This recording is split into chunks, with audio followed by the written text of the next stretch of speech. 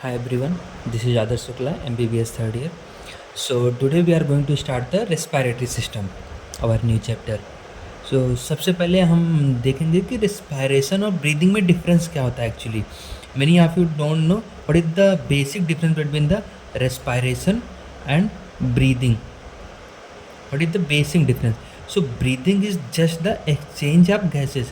What is this exchange of gases? Means you are taking inside the oxygen and other gases and breathing out the gases. That is simply the breathing. But what is respiration? Respiration is a physio-biochemical process. It's not that much easy process like just you are taking inside the air and taking outside the air. That's not the respiration actually. Respiration में क्या होता है कि आपने gas को अंदर किया, मतलब बहुत सारी एयर्स है हमारे एटमॉस्फेयर में, आपने जब ब्रीथ किया, ब्रीदिंग इन, तो फिर बहुत सारी गैसेस अंदर गई और आपकी एयर कहाँ गई? आपके लंग्स में गई। लंग्स में जाने के बाद हमें पता है कि वो अल्वेलाई के थ्रू फिर हमारे ब्लड में एक्सचेंज होती है, हमें सब पता है। तो क्या होता है, और आगे हम इसके बारे में पढ़ेंगे भी। तो क्या हुआ कि इसमें अल्वेलाई में गई हमारी, और अल्वेलाई से फिर हमारे ब्लड में गई, और फिर ब्लड से सारे ये टिश्यू में गई, और फाइनली कहाँ गई? ये सेल्स में। अब सेल्स में क्या होता है, हमें पता है कि energy, ATP is the source of the energy, currency of the energy, simple things we know. So क्या होता है कि हमारे पास ग्लूकोज होता है, फैट होता है एंड प्रोटीन होता है। एंड वी नो कि हमारी सेल्स को प्रॉपर वर्क करने के लिए एटीपी चाहिए। क्या चाहिए? एटीपी। सो कुछ तो होता है इन तीनों के साथ में और एटीपी बनती है। अगर आप लोगों को पता है तो अच्छी बात है, नहीं पता है तो आगे धीरे धीरे हम इसको पढ़ेंगे। तो क्या होता है कि इन तीनों के साथ कुछ तो होता है, और क्या होता है कि बायोकेमिकल एक रिएक्शंस होती हैं। ग्लूकोज टूटता है बाद में जा कर के लैक्टिक एसिड में और फिर एटीपी में, मतलब एनारोबिक रेस्पिरेशन में। और ये जब एरोबिक रेस्पिरेशन होता है तो पूरा पूरा टूट करके और पूरा 36 एटीपी बनाता है। ये हम आगे देखेंगे आगे चल के। तो क्या हुआ कि हमारा जो एयर है वो लंग्स में आया हमारे, उसके बाद अल्वेलाई में गया, alveoli is the part of the lung only. उसके बाद हमारे ब्लड में गया, और ब्लड से फिर सारे टिश्यू में गया, टिश्यू फिर सेल्स में गया, और सेल्स में क्या हुआ कि फिजियो बायोकेमिकल रिएक्शंस हुई। क्या हुआ? फिजियो बायोकेमिकल रिएक्शंस हुई, जिससे कि क्या हुआ कि तुम्हारा ग्लूकोज हो गया, फैट हो गया, प्रोटीन हो गया, ये सारी चीज़ें टूट करके तुम्हारा किस में? एटीपी में कन्वर्ट हुई। And ATP is the currency of energy, currency of the cell, we know these things. So इसमें ये हो गया। अब इसके बाद आते हैं हम, सबसे एक छोटा सा टॉपिक है हमारे इसमें जो कि आपके एग्ज़ाम में मैच द फॉलोइंग करके आ सकता है। तो इसमें क्या होता है कि रेस्पिरेटरी ऑर्गन्स के बारे में बताया गया है। क्या बताया गया है? रेस्पिरेटरी ऑर्गन्स के बारे में, कि कौन से एनिमल्स में कौन सा रेस्पिरेटरी ऑर्गन्स होता है, किस टाइप का होता है, उसके बारे में बताया गया है। तो उसके बारे में हम अपन देखते हैं कि क्या होता है। सो सबसे पहले हम देखते हैं कि मैमल्स में क्या होता है। मैमल्स लाइक द ह्यूमंस हो गया, और वेल होती हैं। मैमल्स मीन सिंपली जिनके पास मेमोरी ग्लैंड होता है और वो अपने बच्चों को दूध पिलाते हैं। तो मैमल्स में क्या होता है? रेस्पिरेटरी ऑर्गन लंग्स होता है। बर्ड्स में क्या होता है? लंग्स होता है। रेप्टाइल्स में क्या होता है? लंग्स होता है। अब फ्रॉग की बात आती है। देखो, फ्रॉग में 3 तरह का रेस्पिरेशन होता है। एक को कहते हैं क्यूटेनियस रेस्पिरेशन, एक को कहते हैं पल्मोनरी रेस्पिरेशन, और एक कहते हैं बकोफेरेंजियल रेस्पिरेशन।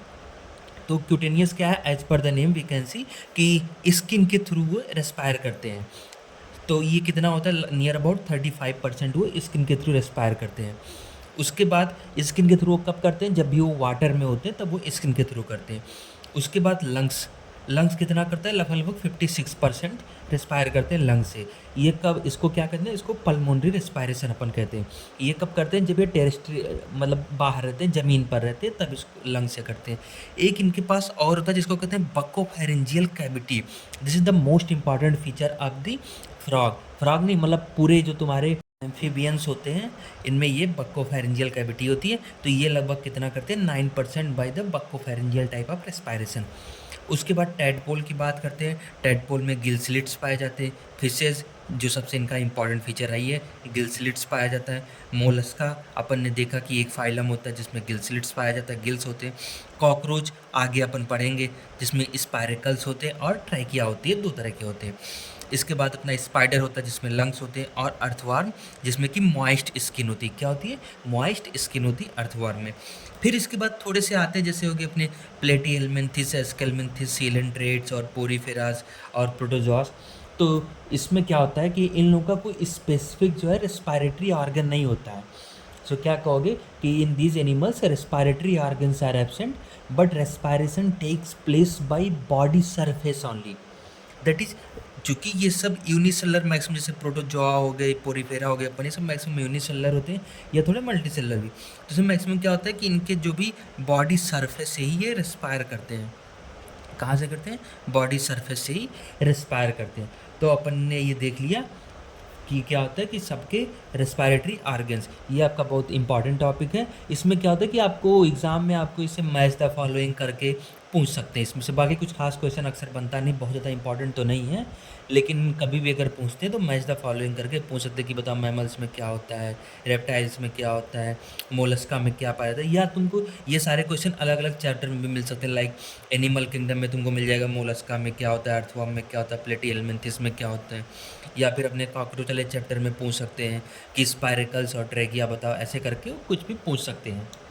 सो लास्ट में अपन एक असर्शन रीजन टाइप का देख लेते हैं क्वेश्चन छोटा सा, कि असर्शन है hairs and subcutaneous glands are present in normal vestibule and the reason is normal vestibule trap microbes and dust particles. So what do you think, what is going to be the answer option number A or option number B or C or D? Option number A means assertion and reason both are true, and reason is explaining the assertion, but here we can see hairs and subcutaneous glands are present in nasal vestibule. Assertion is right. Nasal vestibule trap microbes and dust particles. Reason is also right. But is the reason correctly explaining the assertion? Many students do one mistake here. They will say yes, reason is explaining assertion, but this is wrong. Why? I will tell you. Suppose if the question is like that this one will be the assertion: nasal vestibule trap microbes and dust particle, and the reason is hairs and subcutaneous glands are present in nasal vestibule. Then the option 1 will be correct. That is, assertion is true, reason is true, and reason is well explaining the assertion. But here the things are different. Now I will tell you why this is wrong. Not wrong, both assertion and reason is true, but the thing is reason is not correctly explaining the assertion. Why? I will tell you. The function, just write this one. The function depends on structure. Like I will tell you by writing only. Function depends on structure, but the structure does not depends on the function. What does this mean? कि आपके शरीर में कोई भी structure अगर पहले से present है तो वो कोई फंक्शन करेगा, बट ऐसा नहीं होगा किसी फंक्शन करने के लिए कोई नया स्ट्रक्चर आपके शरीर में प्रेजेंट हो जाए। तो यहाँ पर क्या था कि hairs and subcutaneous, these are the structures present, so they are doing this kind of thing, like they are trapping microbes and dust particle. But this is not like they are trapping microbes and dust particles, so these structures are present. Okay, so this is the common mistake done by the students. मैं तुमको इसका ये भी कारण बता देता हूँ कि हेयर्स और सबक्यूटेनियस ग्लैंड्स आखिर प्रेजेंट क्यों होती हैं।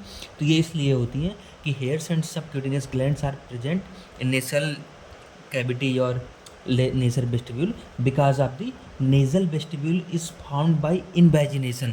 Like I will tell you in the next lecture कि जो तुम्हारा nasal vestibule है वो invagination, like जैसे ऐसे होता है, सपोज करो ऐसे nasal vestibule है तो उसमें अंदर की तरफ ऐसे invaginations होती हैं। invagination मतलब कि अंदर की तरफ थोड़ा सा झुका हुआ हो, ऐसे अंदर की तरफ होता है। तो क्या होता है कि because of the nasal vestibule is formed by invagination of skin, like ये जो नेज़ल स्किन है ना, ये जो थोड़ा सा अंदर की तरफ इन्वेजिनेट कर जाती है ड्यूरिंग एम्ब्रियोनिक डेवलपमेंट।